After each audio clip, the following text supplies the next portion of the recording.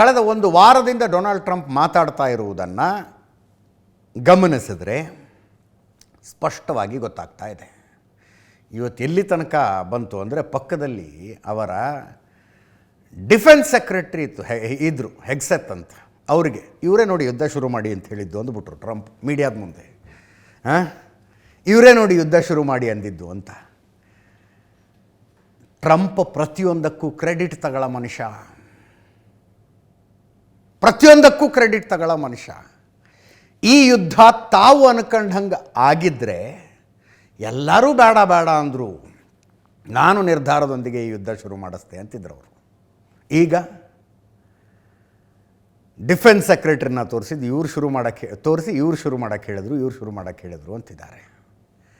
15 ಷರತ್ತುಗಳೊಂದಿಗೆ ಮಾತುಕತೆಗೆ ತಯಾರಂತೆ, ಮಾತುಕತೆಗಳು ನಡೀತಾ ಇವೆ ಅಂತಾರೆ ಟ್ರಂಪ್.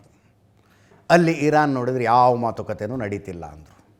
ಇರಾನ್ ಕಡೆಯಿಂದ ಹೇಳಿಕೆ ಇದು. ಏನು 15 ಷರತ್ತು? 5 ದಿನಗಳ ಕಾಲದ ಕದನ ವಿರಾಮ ಅಂತ ಏನು ಹೇಳಿದ್ರಲ್ಲ, ಅದನ್ನು 30 ದಿನಗಳ ಕಾಲ ವಿಸ್ತರಿಸೋದಕ್ಕೆ ತಯಾರು, ನೀವು ಮಾತುಕತೆಗೆ ತಯಾರಾದರೆ. ಅಂದರೆ this is to put pressure on Iran. ಸೀಸ್ ಫೈರ್ನ 30 ದಿನ ಎಕ್ಸ್ಟೆಂಡ್ ಮಾಡೋಕ್ಕೂ ತಯಾರು ನಾವು, ಬಟ್ ನೀವು ಮಾತುಕತೆಗೆ ಬರಬೇಕು ಅಂತ.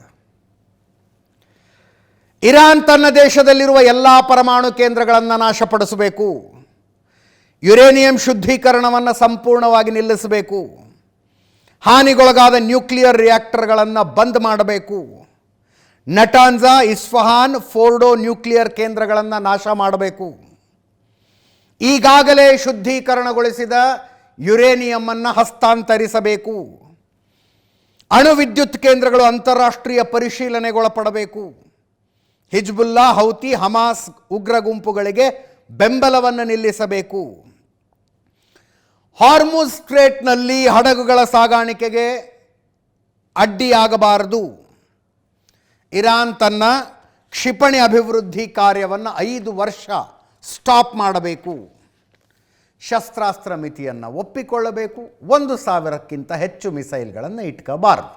ಅಮೆರಿಕದ ಪ್ರಮುಖ ಷರತ್ತುಗಳಿವೆ. ಈ ಷರತ್ತುಗಳ ಮೇಲೆಯೇ ಮಾತುಕತೆ ನಡೀತಾ ಇದೆ ಅಂತ ಟ್ರಂಪ್ ಹೇಳ್ತಾ ಇರೋದು. ಇರಾನ್ ಹೇಳ್ತಾ ಇದೆ ಯಾವ ಮಾತುಕತೆಯೂ ನಡೀತಾ ಇಲ್ಲ ಅಂತ. ಇಬ್ರಾಹಿಂ ಜೋಲ್ಫಾಕರಿ, ಇರಾನಿನ ಸೇನಾ ವಕ್ತಾರರ ಹೇಳಿಕೆ, ನಮ್ಮ ಜೊತೆಗೆ ಅಮೆರಿಕದ ಪ್ರತಿನಿಧಿಗಳು ಮಾತುಕತೆಯನ್ನೇ ನಡೆಸಿಲ್ಲ, ಅಮೆರಿಕನ್ನರು ಅವರವರ ಮಧ್ಯದಲ್ಲಿ ಅವರವರೇ ಕದನ ವಿರಾಮದ ಮಾತಾಡಿಕೊಳ್ತಾ ಇದ್ದಾರೆ.